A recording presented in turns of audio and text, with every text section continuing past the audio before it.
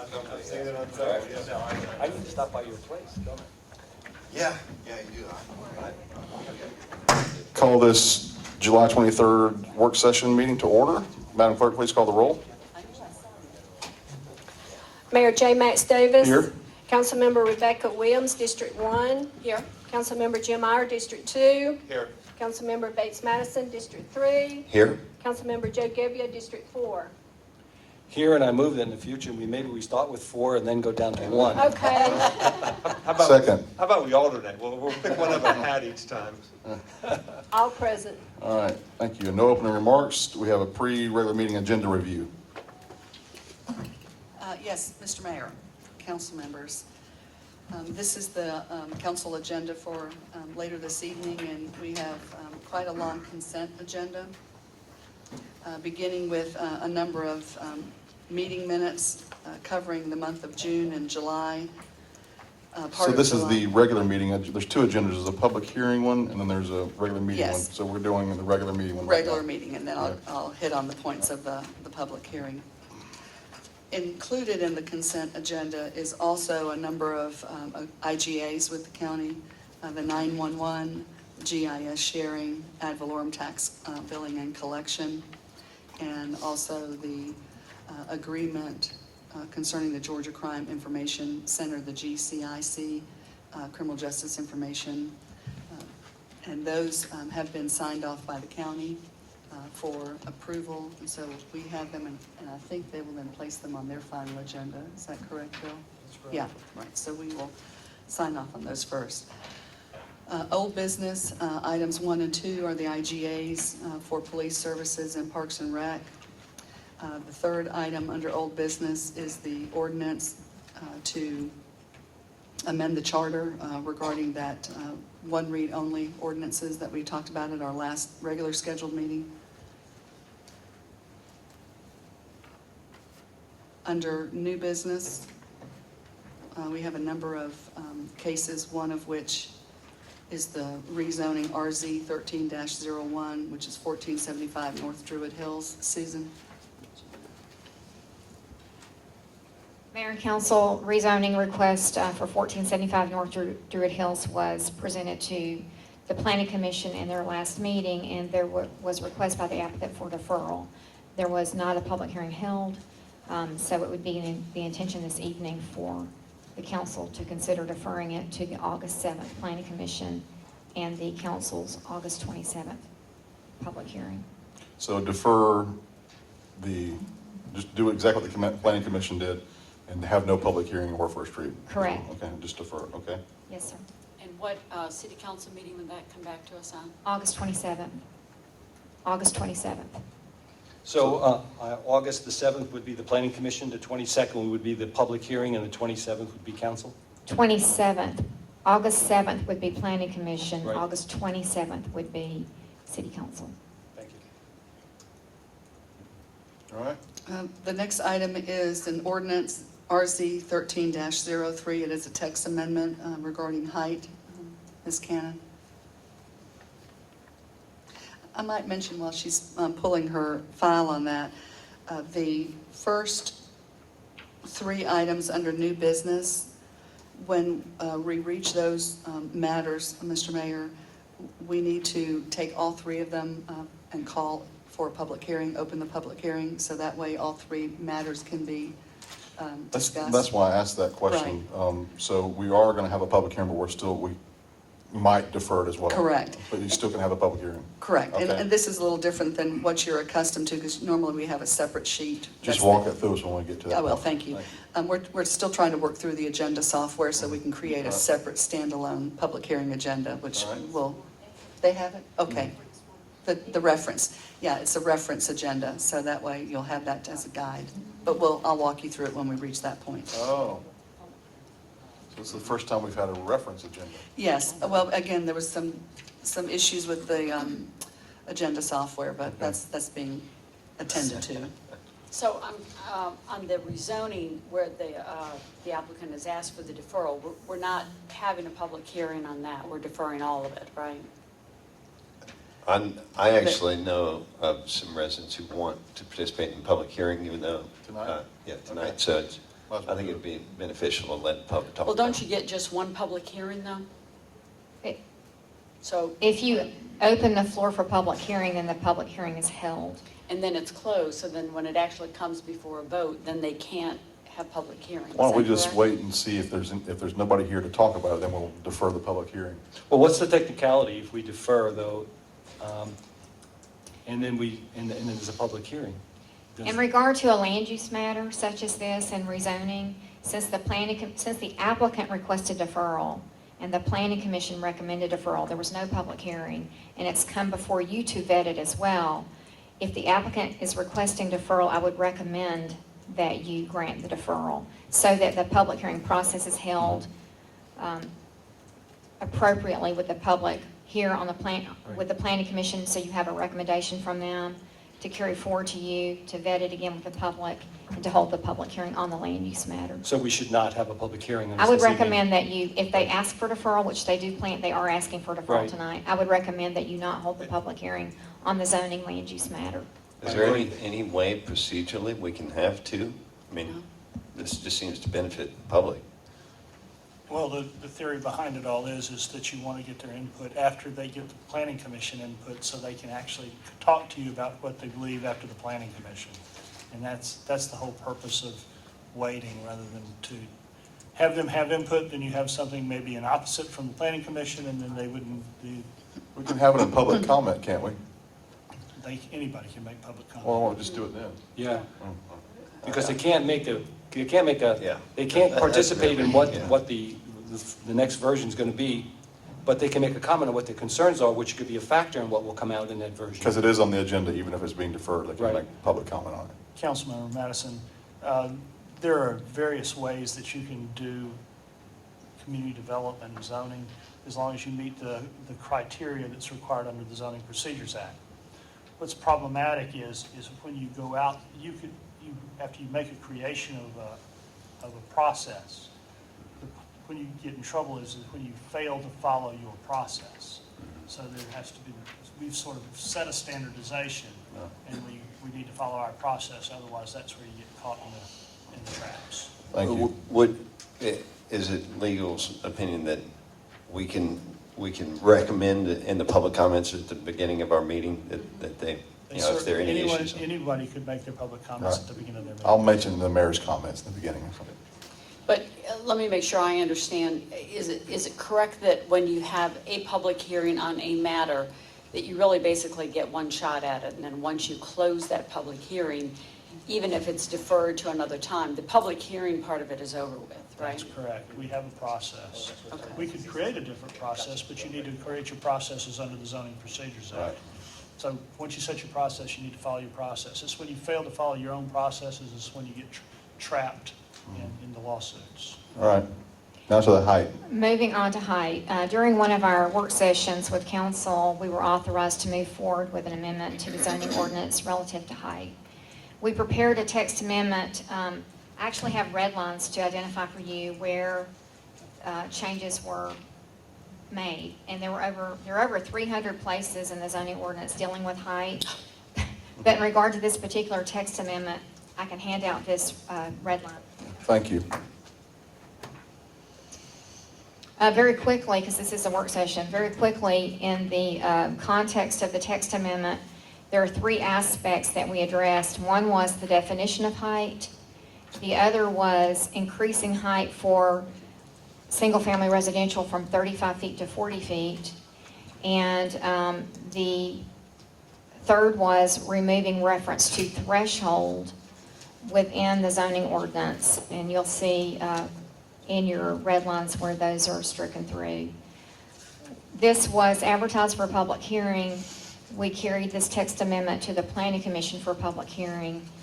The Planning Commission did not open the public hearing and felt that with it being the holiday weekend with July 4th, they didn't feel like there were people there really to discuss the text amendment. So the Planning Commission has recommended deferral, and they've recommended deferral until 8/7 Planning Commission and potentially 8/27 City Council. So your options are to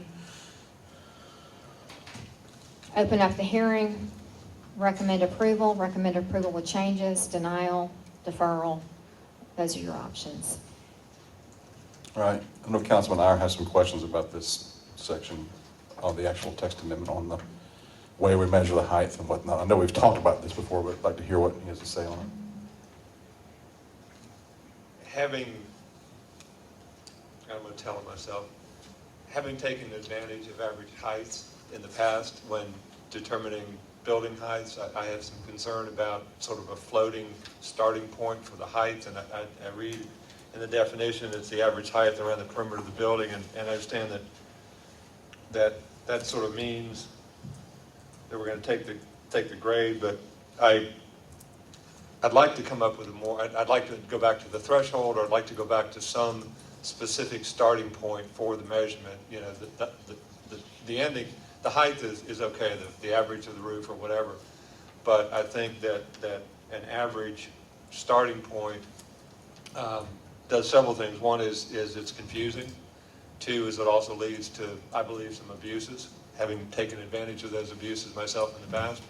And also I think that, as I think one of the Planning Commission members pointed out, a lot of our streets in Brookhaven, we have a high side and a low side. And with this average height definition, the high side houses could be 3 or 4 stories tall because the measurement starts from the front yard, whereas the low side houses could be 2 stories tall because the average height is somewhere around the side or back of the house. So you end up with some discrepancies, still measuring the same way, still measuring the same average, but high side, low side houses, depending on how the grade's falling across the lot, toward or away from the road, you may end up with houses that are considerably higher, taller, or lower, all meeting the same criteria. So If you choose not to go with the average elevation and use the base threshold as the base point, I would recommend that you redefine what threshold is. In that, there are certain regulations in effect now that say you can go 2 feet below or 2 feet above and create a new threshold. And so I would say that if you do that, you need to establish that it's threshold. I mean, that's a base point of threshold. But I think those are 2 separate codes. The measurement of the new building is from the new threshold to the roof. The plus or minus 2 feet, as I understand it, I may be misinterpreting, but as I understand it, as I've seen it interpreted in the past, is that the new threshold can be plus or minus 2 feet higher or lower than the old threshold, and that limits the first floor being towering over the house next door, which we're beginning to see in certain areas of District 2. And I've had some complaints from some folks that we're seeing more basements going under houses, and that's causing the first floor to raise considerably higher than the old crawl spaces that the majority of the houses were built on back in the day. So we're getting houses where the first floor is considerably lower. So in my mind, and I may be wrong, but in my mind, I believe there are 2 separate sections of the ordinance. One deals with the height of the proposed threshold. The other deals with the height of the house from the proposed threshold. Correct, but what I'm saying is that, and it's your prerogative, I'm just putting this out there for you to vet out, that if you choose to go with basing it on threshold versus the average elevation around all sides of the building, I would recommend that you establish what the threshold is, that it's not up or down, or if you're going to do that, establish it as the base point. Can I ask you this, Susan? What the text amendment you recommended, have you dealt with a similar code before? Have you used this type of?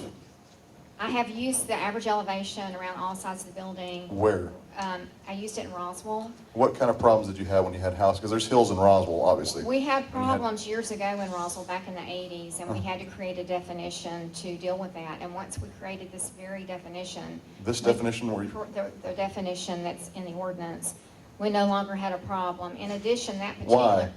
Why? It evened out the issue by taking average elevation and going to the mean height level. So the issue went away when we were able to apply that definition. Also, that particular definition is part of the model code from Georgia for building height measurement. And it's my understanding that a number of other municipalities use this way of measuring. the height? Every jurisdiction seems to have some different mechanism to use. Not all use this, some do use this, some use other measurements, but this is, there are other places that use this mean height level and average grade around all sides of the building What other definition. measurements, I'm sorry, What other municipalities use this, are you aware of? I don't know off the top of my head now anymore. I know that at some point Alpharetta did that. I believe Johns Creek does that. Did Roswell? Well, Roswell did, Yeah. Canton does. I don't know the whole list, Okay. but there are others that do use that Because the definition. problem I've seen with that threshold measurement, the way it is now, is that I think it's led to where you see a builder in a new house or a complete tear down, they pile up all this dirt to raise the threshold level so they can have a daylight basement on the backside. But to me, it's kind of a false thing of building the house now on a hill, because then they don't count that. It only goes from the threshold to the top of the roof. that's where the second half of that code comes into play, and the new threshold can only be 2 feet above or below the old threshold. So you have But to. if this is on raw land, they still pile it up, or if it's a tear down, then Well, if the it's- old threshold is a non-existent It entity. is on a survey. It shows up on the base survey that was done. They do a survey of the property, establish the finished floor for the existing house, and then they set a threshold. All right, well, if plus it's or a minus. vacant lot, I've Is there a seen this happen. requirement that you have to submit a previous survey if somebody buys a house, tears it down, are they gonna have to go back and, do we require them to present an old survey? We're gonna require them to identify for us what the grade is, because we have to identify The grade, the okay. grade. But, so, you can either leave it like it is and not change it. I know, Or- let me ask you, in your professional opinion, Susan, What are other starting points that you've seen, other than average height? What other options are I'm there? sorry, you were both talking at the same time, Mayor. in your professional opinion, is the text amendment that you've written going to help you and help our people that want to move to Brookhaven build a house that's no more than 40 feet tall as measured by this code section? Yes, sir. And this is what you recommend is what you need as a tool, Yes, sir. based on our instructions for you to change the height restriction? Yes, sir. All right, thank you.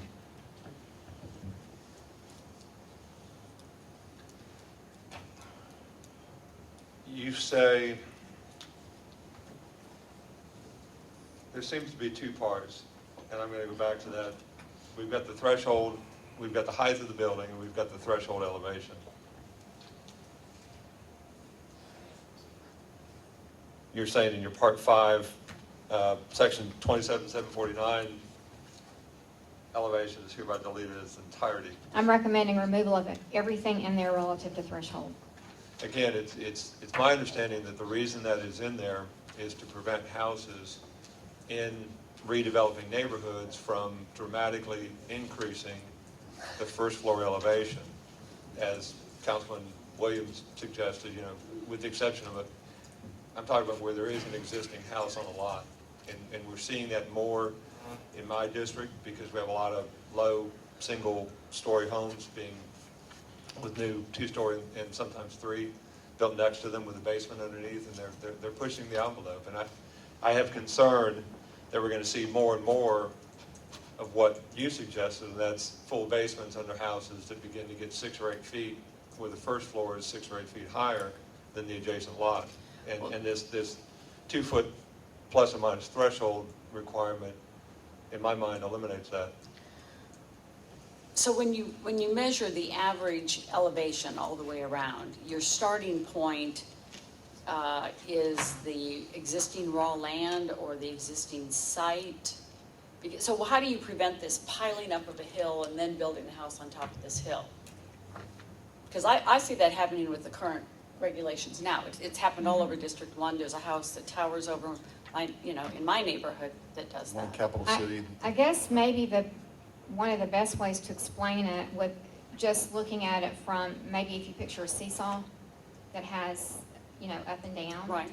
That the seesaw levels out kind of the playing field. So what Councilman Ira was saying is that Yes. he's Oh, got that's Go funny. ahead. That's mental telepathy. he's got a- Very good.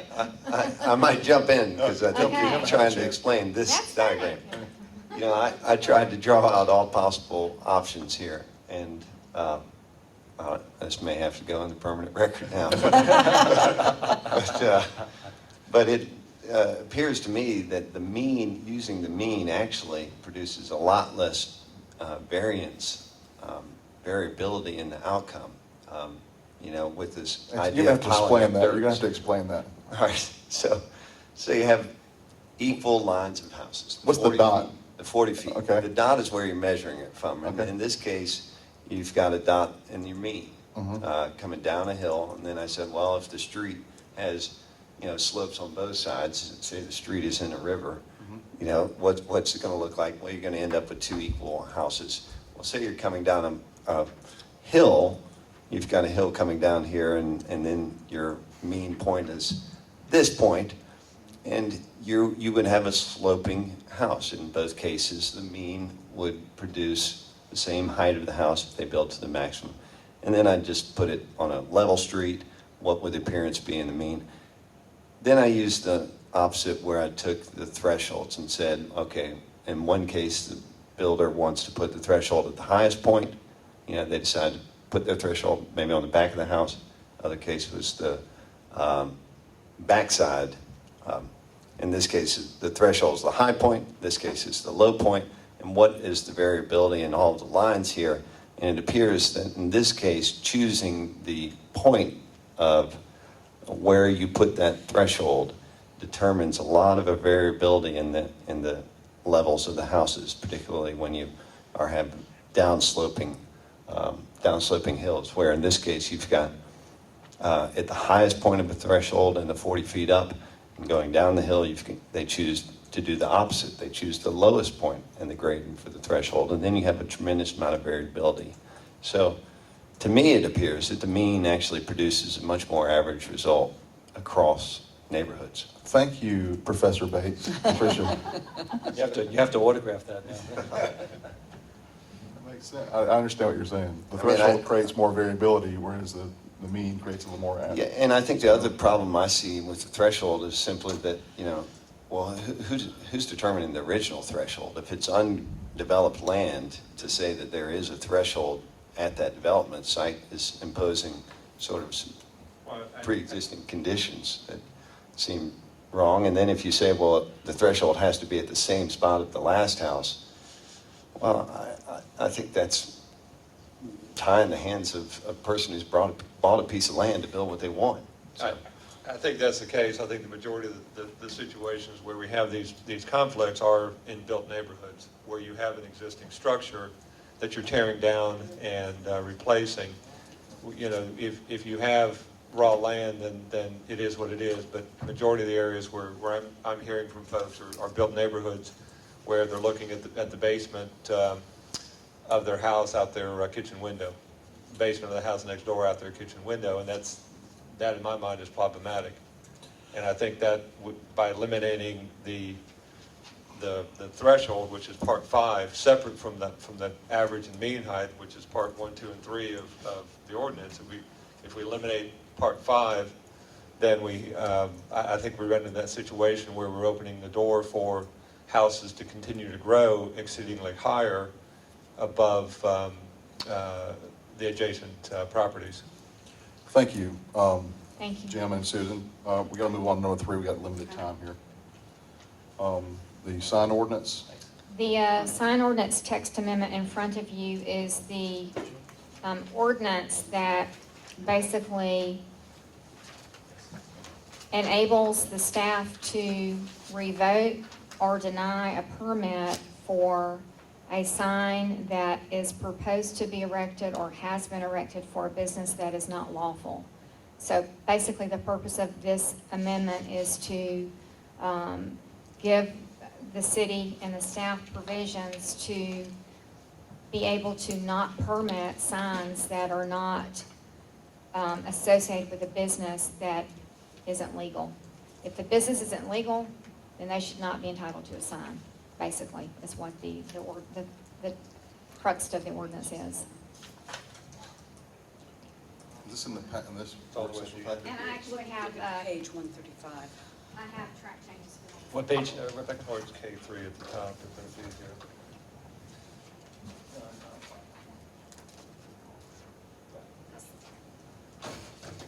Okay. Thank you. Thanks. And Susan, is this in our sign ordinance? Yes, ma'am, this is not in the zoning ordinance, this is in Okay. the sign ordinance. And the planning commission recommended approval, and we did hold a public hearing.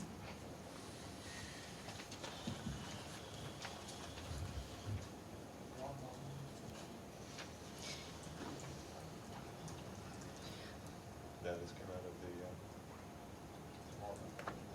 Scott recommended this change. This relates to, this relates to stuff. Okay.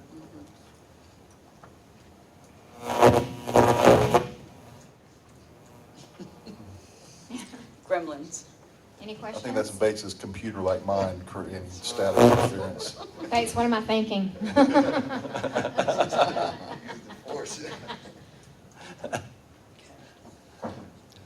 Okay, are we ready for the next Just, item? I guess the only question I had was, I was under the impression that our sign ordinance did in fact allow for a sign permit to be denied if they didn't have a proper business license, but you're saying we obviously need something more to deny and revoke it? Is That's that what correct. the purpose of this is? Yes, ma'am. Okay. Okay, All right. got it. Thank you. Anybody have any questions on this? All right. Okay, the next two items, number 4, the annexation 13-01 Century Center annexation, as well as item number 5, which is ID'd at 1113, RZ 1305, both are Century Center. That was the rezoning and the annexation of the same. And last evening, Mr. Gebbia moved to defer that for tonight's hearing. All right. So it will flip back now, back to the rest of the agenda for the work session. Next item is the upcoming agenda items. There is an intergovernmental agreement that we are working on between the Georgia Department of Transportation and the Beaufort Highway Pedestrian Streetscape, the lighting and the maintenance thereof, and Mr. Meehan is here to present that. Thank you. This IGA is related to the Beaufort Highway Streetscape, Sidewalk and Streetscape project that is ongoing under construction by Georgia DOT.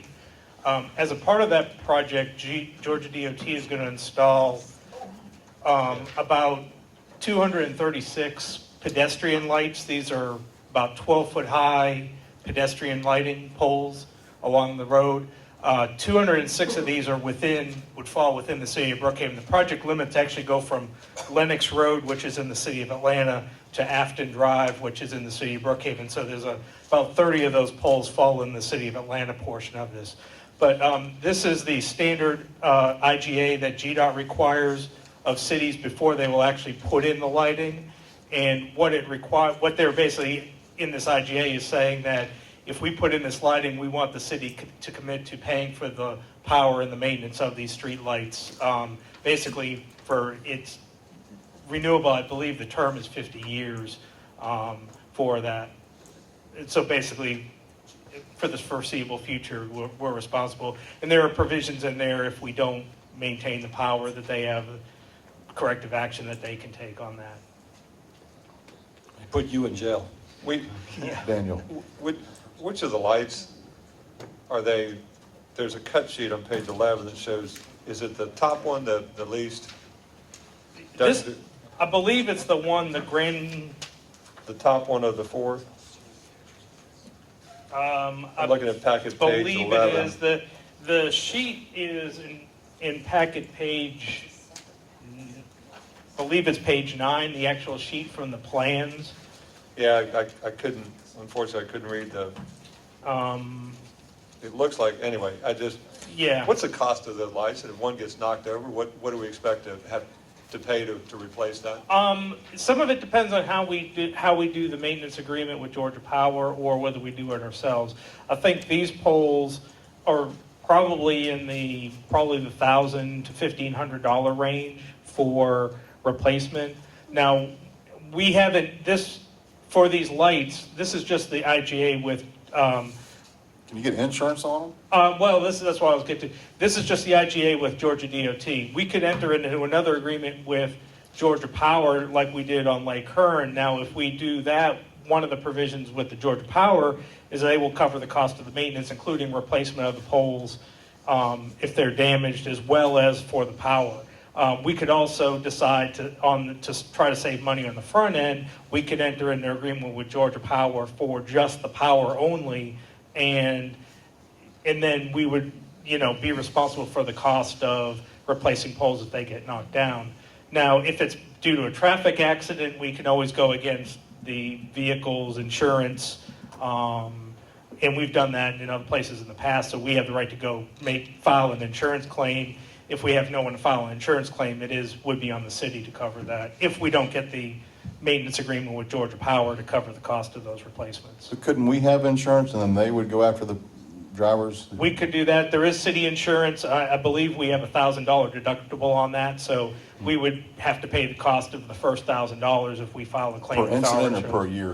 I think it's per incident. Oh, that's silly. I believe that's, Yeah, that wouldn't. yeah, so if it's for these lights, I mean, most of the costs we would still bear because it's, but we could still file a claim with our insurance. Does for the it. decision about whether or not to insure this or take it solely upon the city have to be made at the inception? It doesn't have to be made at the inception of this IGA. It will have to be made at the inception with the signing the agreement with Georgia Power. Gotcha. How many lights total? I think it's about 206, maybe plus or minus 2 or 3 on either side. It's quite a few. They average about 1 every 100 feet for the lane, for that distance along Beaufort Highway. All incandescent bulbs? Yes. Is there a market yet for these the LED lighting and then There- switch to solar power? Not have to worry about Georgia Power at all? I don't know about the solar power issue. I know there are some Battery. municipalities that are starting to go to the LED lighting. Right. I know Sandy Springs is looking at it. One of the comments that we've gotten back about that is it's a different color light, and We're a some different people, color city.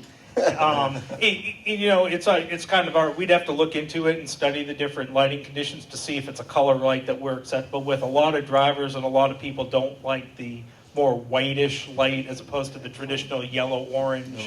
And they're more expensive. They're more expensive at the front end, although long-term for power costs. Yeah. Significant If they power get any savings. moisture, they're done though, right? I believe so. We can get evidence. Sandy Springs has just installed the first few of their LED lights, but I don't think they have enough data yet to know about long-term cost of maintenance versus incandescence. Do we have an estimate on the maintenance cost of these? I've been trying to get hold of Georgia Power to get this. The only thing I can go by is these are similar to the pedestrian lighting we have on Lake Hearn that we did. And for that one, Georgia Power, the cost was about a little over $16 per unit per month for maintenance and power. Of that, about $6.50 was power only. So for this, it works out to be the power and maintenance could be about $40,000 a year, order of magnitude wise. Power only is going to be about $16,000 a year. That's based on a similar 150 watt fixture that we're putting in at Lake Hearn, and the cost from that. But I haven't got an exact cost from Georgia Power yet. But you would come back to us with that separate agreement for Georgia Power. This Yes. is really just to agree to GDOT that we'll pay for the power. Then we agree for the power and the maintenance, but when we adopt the resolution, come back to council and adopt the actual resolution under this IGA, we are committing ourselves to that, having to pay for that, even though we don't have an agreement with Georgia Power for the actual, but we will have an agreement. Yes, we will be coming back with a separate agreement with Georgia So I Power. think the answer to that is it's either $16,000 or $40,000 we're committing to. One Yeah. of the two, basically. Committing to Georgia Power now, Right. that maintenance cost, we would still have to cover the cost of maintenance, which could be the light bulb changing, it could be having to replace poles if they get damaged.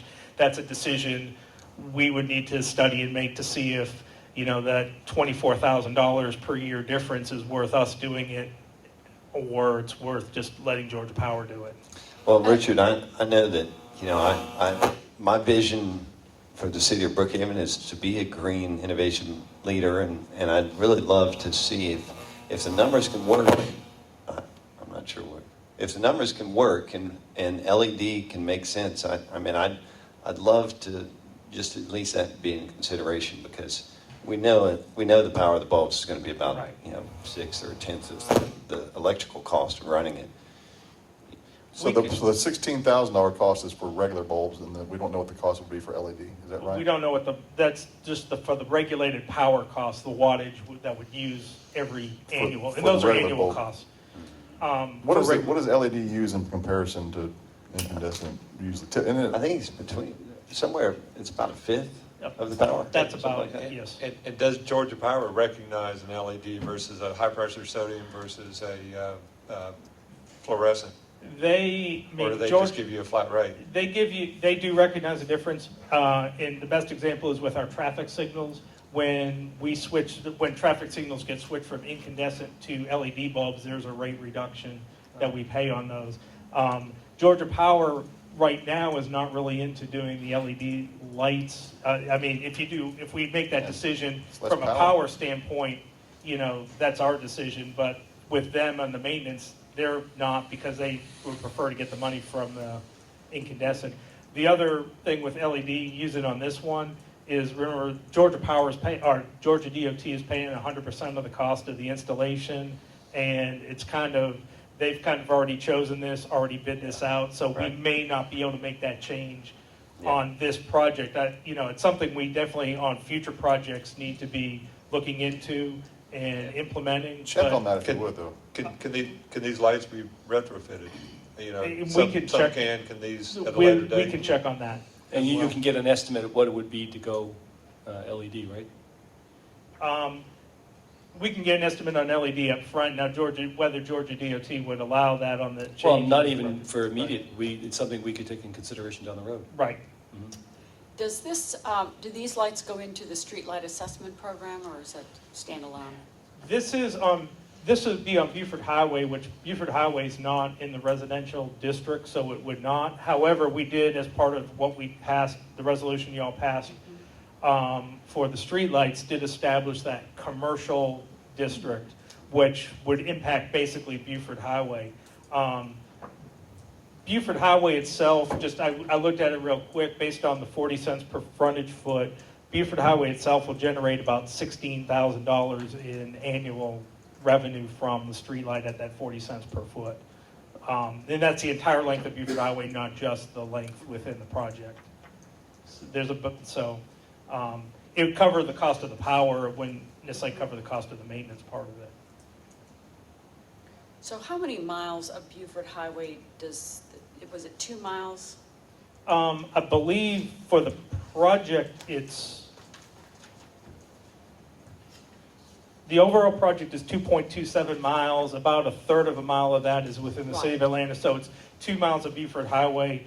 The total length of Buford Highway within the city is about a little over 3 miles. Okay. So this is about 2/3 of the Buford Highway within the city.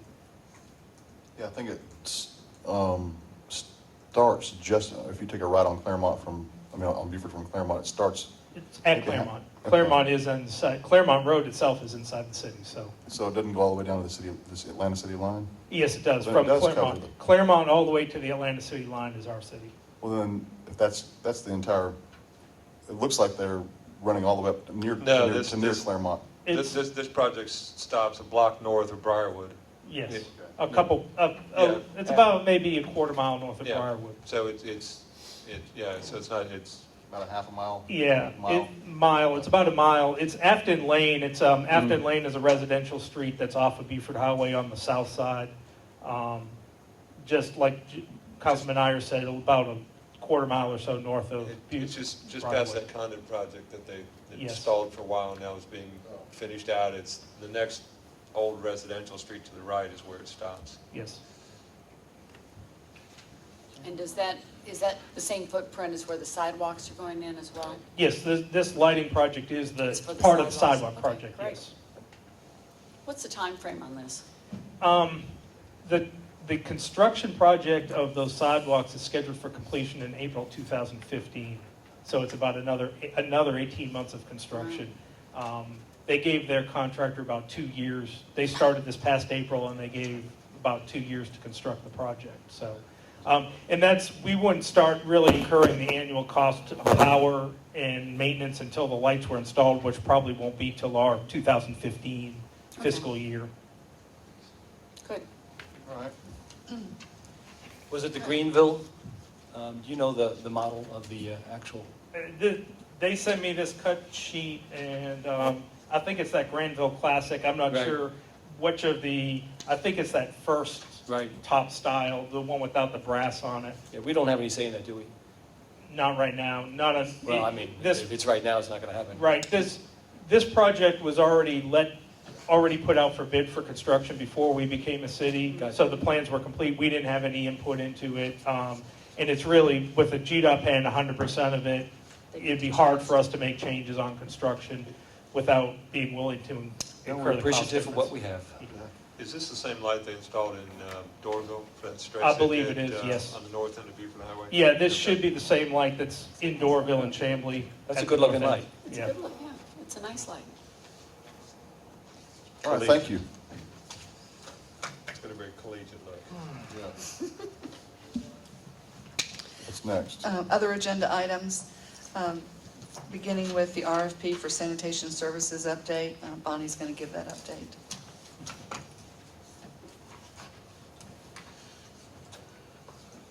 I'm going to pass this on to Councilmember Gebbia.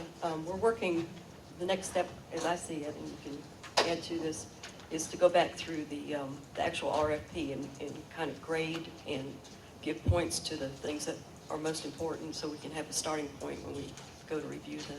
Can you just remind me the date that we notified the vendors for review of this? Brad, do you remember the final date we changed to the? Was it August 23rd? Well, you can think about that. It's the next council meeting. Okay.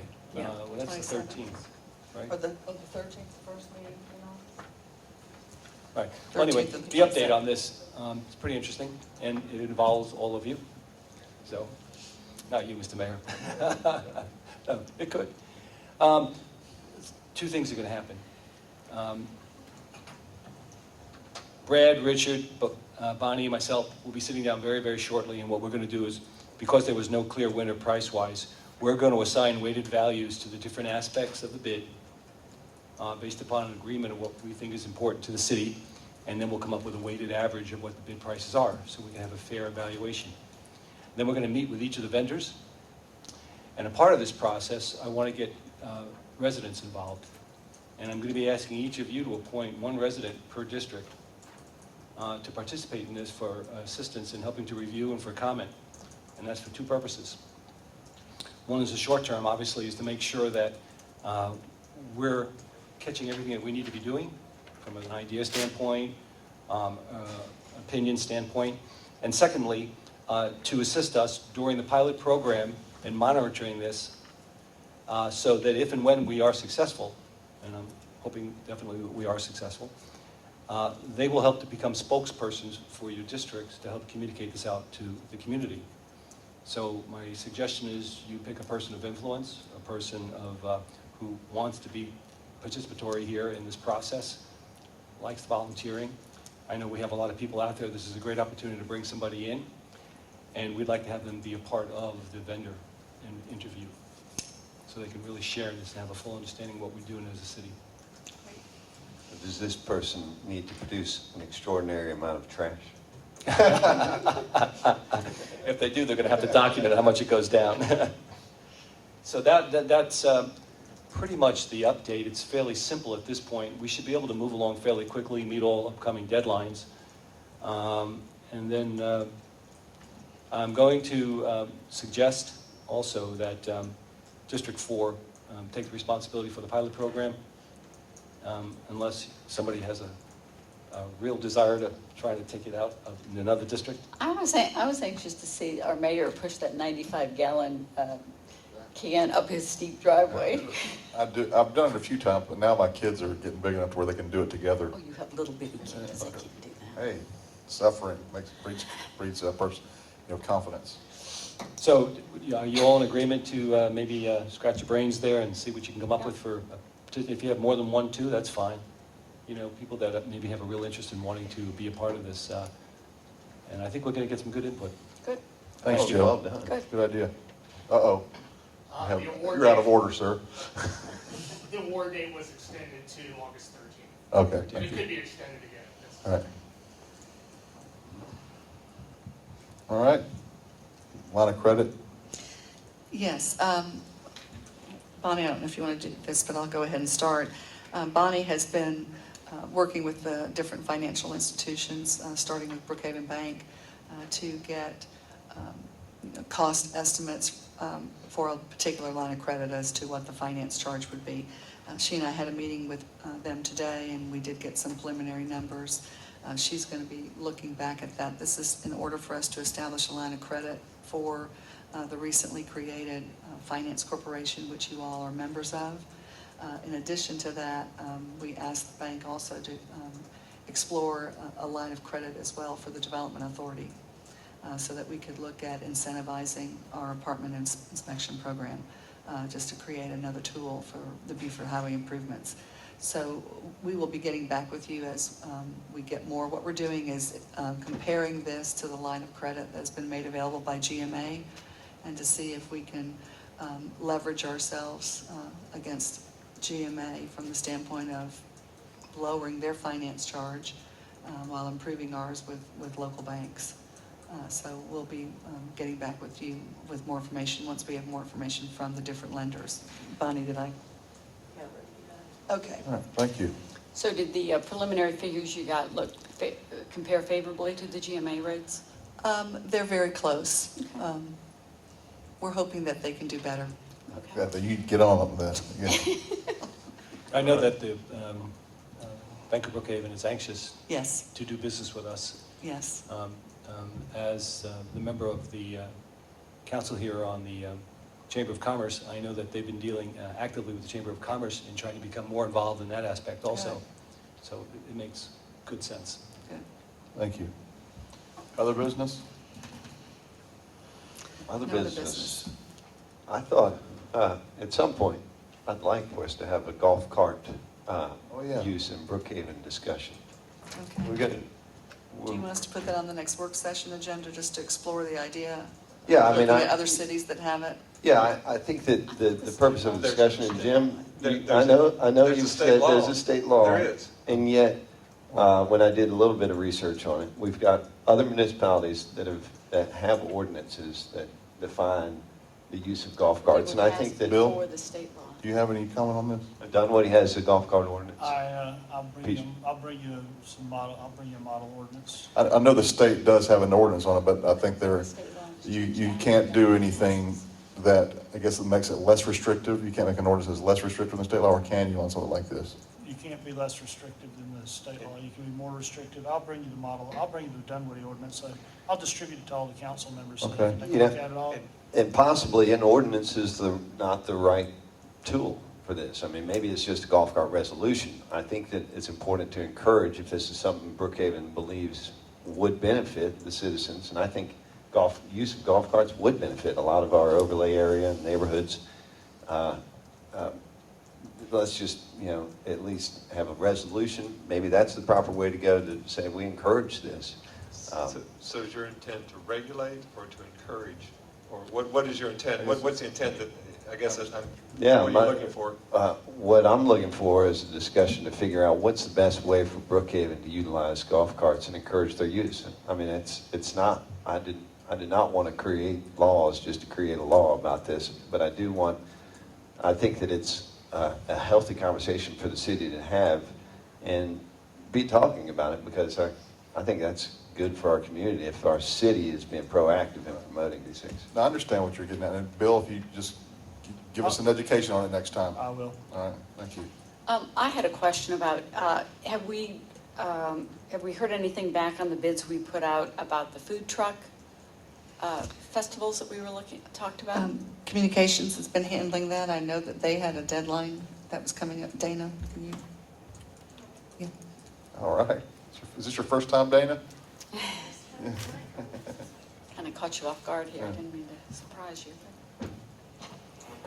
Hi, Please state your name. State your name. Dana Johnson, and I work for the communications department. Did you fill out a comment? I'm sorry, Dan. Go ahead. Our RFP process has been closed now as of July 16th, and we have gotten 2 responses. In light of all of the planning for the police department launch, we will look at them afterwards and follow back with them. Why don't we, I'll take a look at that with Dana, and then we'll report back and get with legal as to entering into a contract on Okay. which firm, and let you know, since there are only 2 vendors, we can take a look at what they're willing to do and how many trucks, and making sure. And one thing we want to make sure is that they have health department approval, that they are, providing and making food, and also that they are licensed Right. with the city. And I think those are really the only 2 criteria for Right. us, and providing a place for them. And we want to be sure that through Public Works, that it's a way that, the people can get in and out of easily, areas to park, and the police department is aware of what's going on. What would a license on something like that cost? Because the only thing I could see that might inhibit food trucks from coming to Brookhaven is if they're having to get licenses for every city they go into. Say they got, or county, and they got to get 15 or 20 different licenses. And if our license is $500, and Yeah. somewhere else they're doing it for 20, or, I just want to know what the. We'll look at that. I would think you would all want just a nominal fee, because it is for Yeah. a specified Right. period of time during the spring and summer months. Maybe we can even. Fall. Too, exactly. So we'll look at that, because that's different than a CPA that's operating a firm, or, other professional services, that this is, a specific temporary opportunity and service. So we'll look at that and then make recommendations to you all. We'll first advise you as to what the fee is, and then make some recommendations Right. as to our opinion of that, or should be changed. But I guess situations like that, if they're licensed in a legitimate jurisdiction, I would hope that we would accept their license and or competent or whatever. Right. Rather than We just have making to be them sure. double dip on that. Right, exactly, and we'll look at that. We just have to be sure that under the state business occupation tax, that they're covered. And there are many professions that, where the home of record is for that corporation, they're licensed there, and they're allowed to do business throughout the state without holding individual licenses. And that was the supreme purpose for Okay. that act. All right. But we'll look at Great. that. Thank you, Dana. Thank you. You may be Thank you. seated. Any other business? No other business. Okay. Announcements? Just remember, again, I'll announce it again later. The police launch next Wednesday. Is it Wednesday? Next Wednesday, the 31st at 9 o'clock? All right. And then I think we do need an executive session, is that right? We do, and one more announcement, Mr. Sure, Mayor. okay, before that. Tomorrow we have 2 meetings scheduled, one in the morning and here in this room in the chambers for the landlords, the apartment communities in the city. And then later that afternoon at 2 p.m., we have invited the tenants to come, because we're getting ready to launch our apartment inspection program. All right. Beginning the first week in August. So we're very excited about that, and we'll be talking about some incentives. Mr. Iyer has found a volunteer apartment owner that is willing to be first for the inspection, so we want to make a big deal out of them wanting to go first. All right. Do you have any idea what the attendance will be for tomorrow? No, I don't. Dana, is it a media kind of event, or is it just a meet the community kind of event, or? Oh, okay. All the apartment complexes have been notified. All right. LAA has been notified. Maria Duarte has been notified to help us get the word out throughout the Hispanic community especially. So we're hoping for a good attendance for both meetings. All right. Is the city going to provide leaflets, pamphlets on Yes. takeaways? Or? Right, Susan has a full packet. Yeah. I think she's made 100 copies of the packet. It includes the ordinance, it includes the inspection checklist, so that the That's- landlords will know. Is this what- That's for the Bilingual? landlords. Excuse me? But that's for the landlords, Yeah. it sounds like. For the citizens, I would imagine probably, a small percentage might show up. The majority not really going to know about it. Is there a way that the city can, or ask the landlords to have a one-page, little leaflet that they? I think they have to notify, no? Right, they have to give notice that Oh, so an they do. inspection is going to occur, because that's Yeah, in the okay. ordinance. We also have a form that when the inspectors present themselves to the property, they give notice, a 72-hour notice to the landlord, apartment owner, manager, and they have to sign receipt of that so that they're all aware. And then that's when everything starts ticking as to notifying the community that there will be inspectors. And the inspection team, along with their interpreter, will be here tomorrow as well for the morning meeting and the afternoon, so that residents can be familiar with who they are. We're really looking forward to that. Thank you. I have two questions for you. In particular for the residents, will that be bilingual? Yes, Okay, great. What about for the apartment owners? we're going to have the inspection team here for both meetings, and their interpreter will be present. Oh, I'm talking about the written material. Oh, yes. Is that bilingual? There is a Q&A that you have prepared that is bilingual, fine. Will we have anybody from here from Chief Andor's department? Okay. Do you know who will be here, Chief? Me. Okay, and we're going to have the chief. That's great, thank you. And we're also going to have Nathan Holder here from Revenue, so he can be here. And What about Officer Latonis? Is he trained? They're all trained. Yeah, are they almost, when they be done? It better be done before next The Wednesday.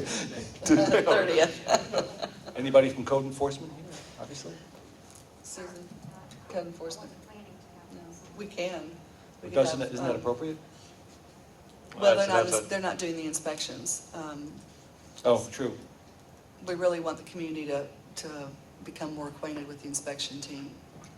Is our code enforcement people going to be any part of the follow-up process on this? No, it's the inspection team that will do all of the inspections and prepare any of the violations, prepare them for court, for municipal court if. Oh, so the they inspection fail. team is acting as code enforcement. And they need to be sworn in. They have to be deputized? Yes, so you'll need to swear them in. Where can I do that? We were going to have Tomorrow? you do that tomorrow before the meeting. Somebody better come wake me up or something. So all of these inspections are based on the International Property Maintenance Code standards, and that everything's referenced back to that? Yes, there's a checklist in your packet, in the packet that they will have that includes all of the required IPMC inspections. Yeah, I'll take it. All right. Mary, That's all? we have executive session, right? Yes, please. We need that for Legal matter. legal matters. How many? One or two? 2? Two, we Okay. need two. All right.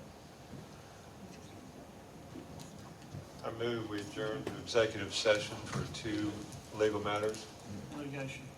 I'm sorry? Litigation. Litigation, excuse me. I second. Any discussion? All in favor of adjournment for executive session, signify so by saying aye. Aye. All opposed? All right. Be back in a few minutes.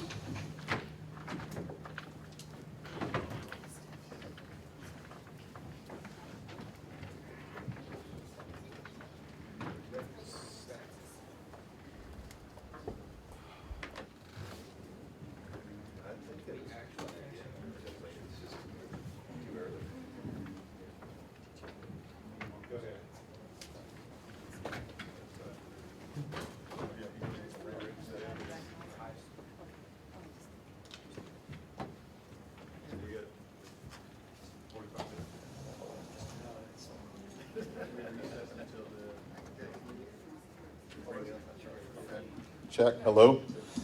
Is there a motion for adjournment of the executive session? I move that we adjourn from executive session. Is there a second? Seconded? Any discussion? All in favor of adjournment, signify so by saying aye. Aye. Aye. All right, Aye. thank you. And we're adjourning the regular meeting. Is there a motion to adjourn the regular meeting, the work session as well? I will say adjourn meeting.